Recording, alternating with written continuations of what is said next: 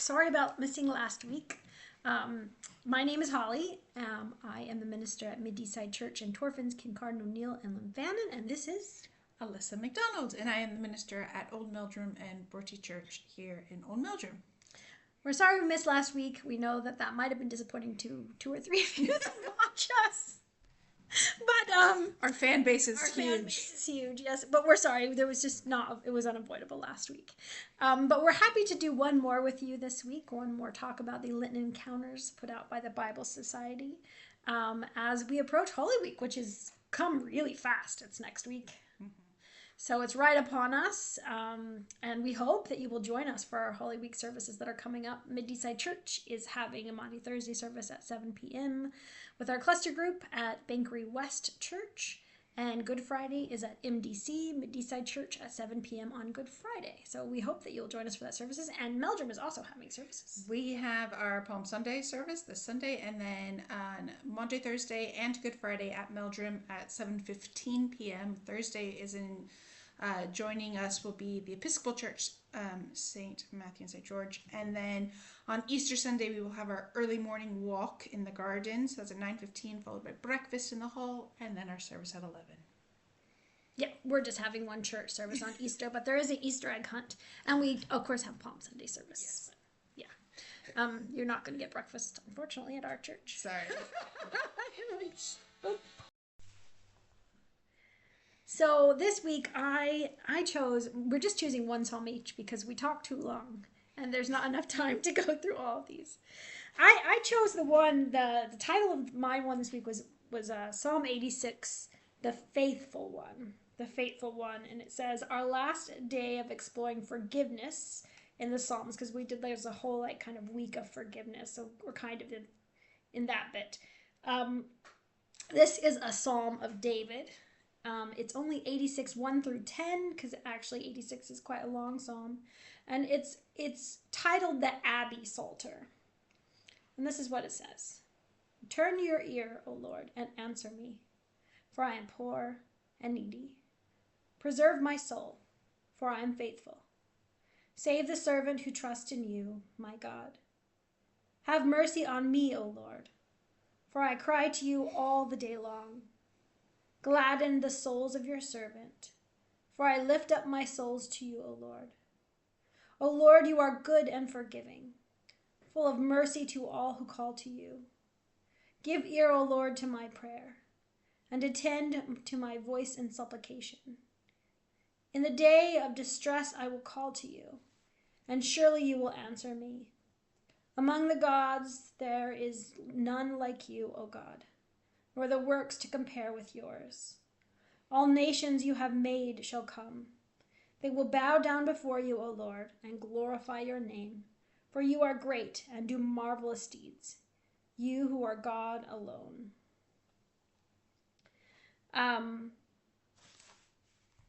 The psalm this week, I chose this one because I think it helps us walk towards the cross in Holy Week.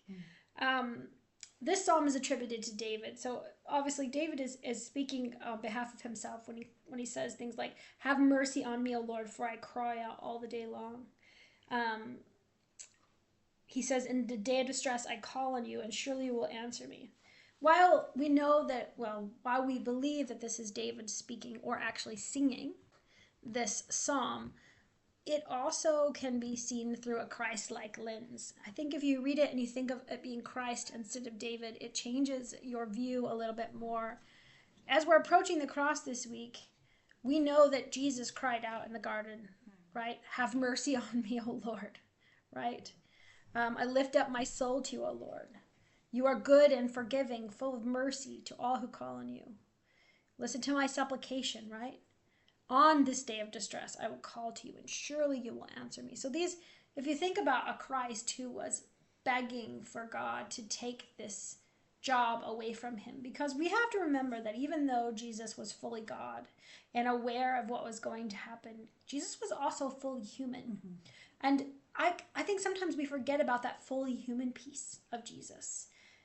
If Jesus was fully human, he felt the same emotions we felt, right? Even though he knew the answer, he still felt fear. He still was scared. Mm-hmm. He still had moments of hesitation and pause, right? He still felt anger and happiness and all of these things. And Jesus, like any of us, is approaching what he knows he has to do. And he's calling out on God. You know, we know Jesus is a piece of God, but he's calling out on God the Father. Because he feels all of those human emotions. And I think it's important that we also feel those emotions as we walk towards the cross during Holy Week. Like, someone said to me, I really don't enjoy Good Friday service. And I didn't know what to say to them. I said, well, no one enjoys Good Friday service. I mean, like, you might get something out of Good Friday service. It might be reflective for you. It's not supposed to be enjoyable. It's supposed to set in penitence with God. It's supposed to be a time of mourning for God, but yes, a man who was broken and begging God as well, and really suffered the most horrible death that one could suffer.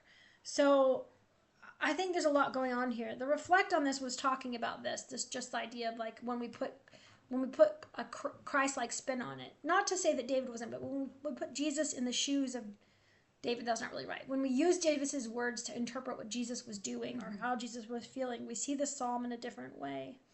And one of the things it says here is the psalmist calls himself poor and needy and faithful in verses 1 and 2. And it says the true poor one is Jesus, who didn't have anywhere to lay his head to sleep. He is the only truly faithful one who perfectly fulfills the will of the Father in all things. It's Jesus that is delivered from the depths of the grave and given strength. He is the son of your handmaid. I don't think this diminishes, and they say that here, what David was trying to say, but I think often we forget that these psalms that we're reading are written by people, humans, humans with all the emotions and all the fears that every human has, whether it be David or Jesus. Obviously, we don't attribute this psalm to Jesus' writing, but we have to approach this context that the God that we follow, we were made in God's image. And Jesus is a piece of God in person, but fully human, and felt all of these things. The response this week was, read this psalm a few times with a Christ-shaped lens. Close your eyes and talk to Jesus, who dwells in your own heart by the Spirit.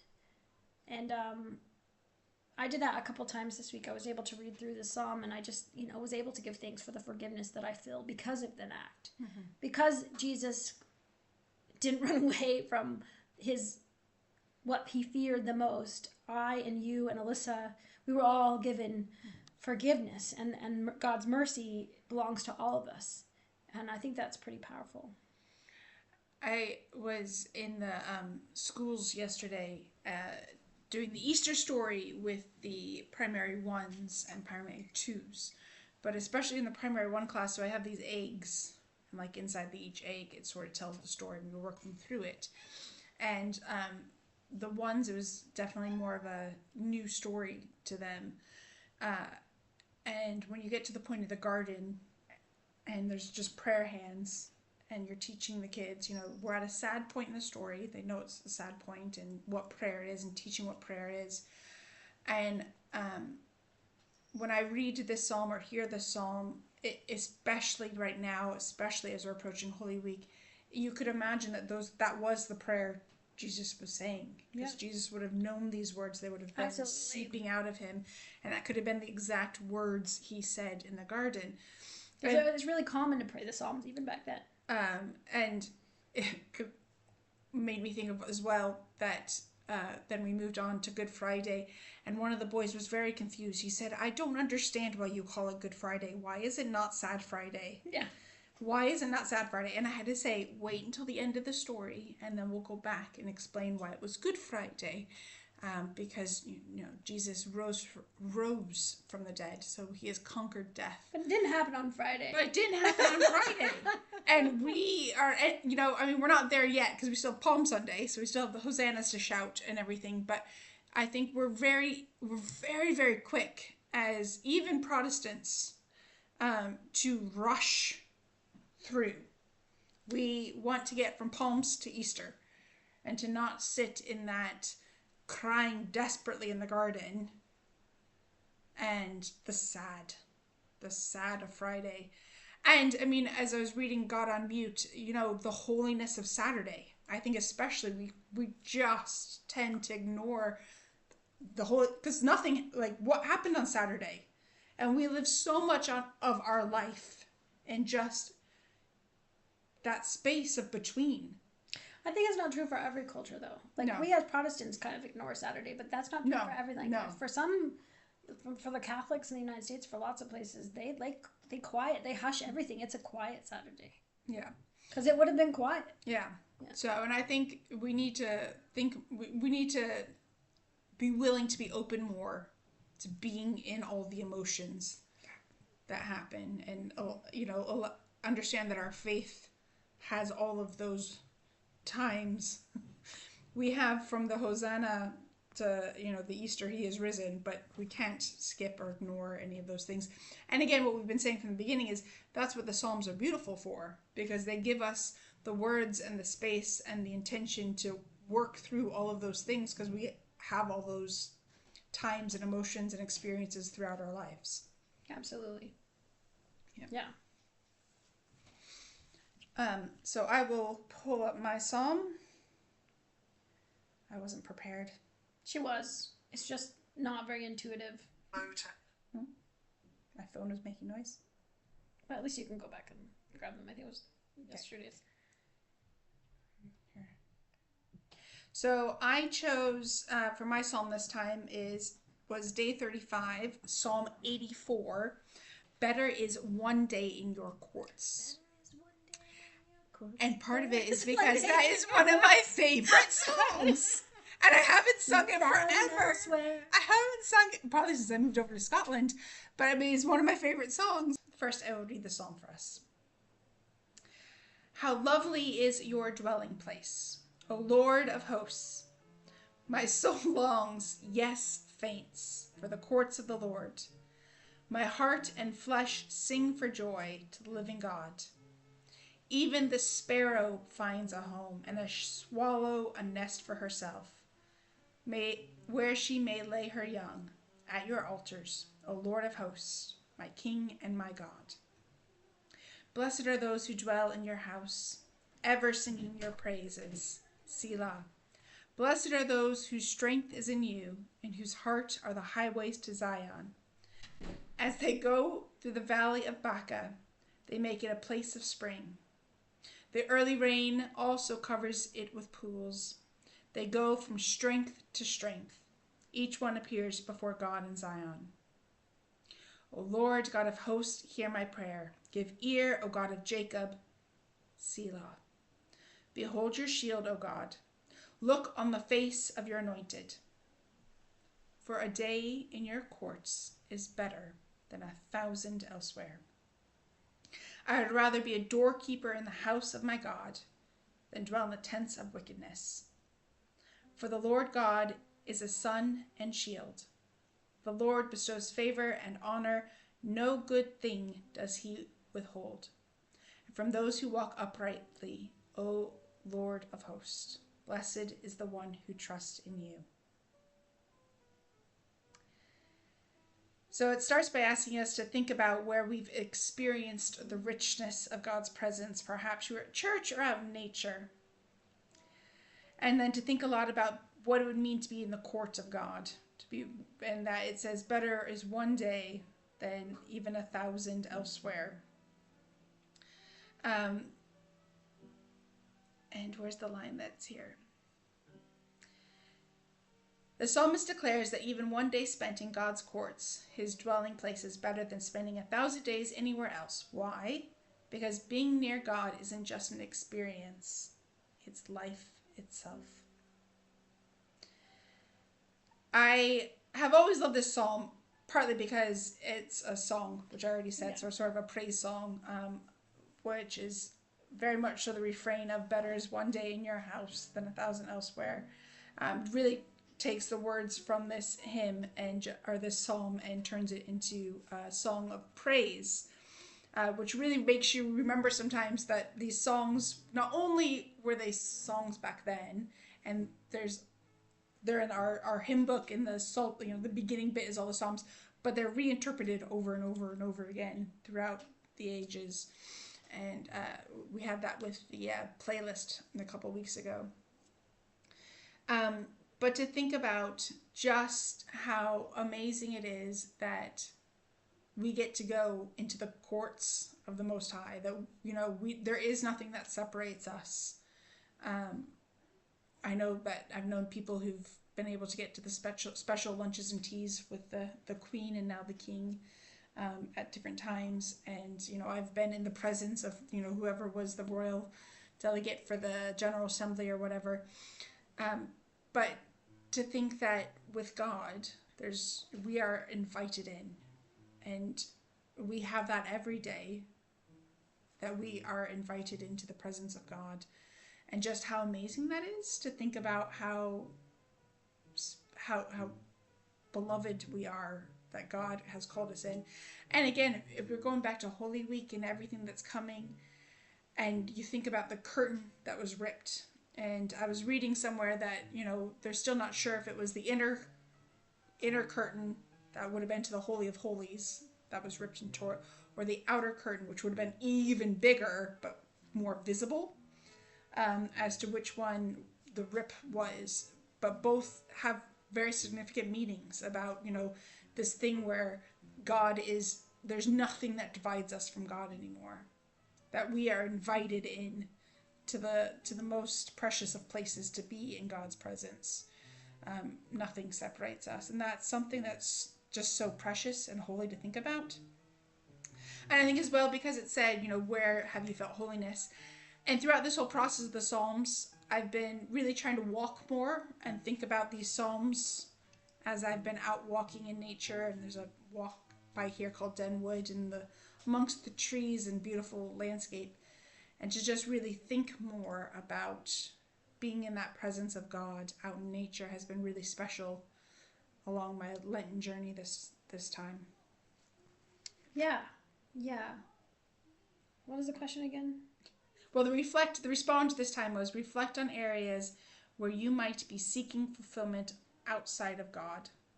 Surrender those things to Him and ask for renewed joy in His presence. Yeah. I think that's one that I could. It's a big one. Yeah, we could all reflect. I could tattoo that on myself. No, I could definitely have Post-it notes all over the house reminding me to.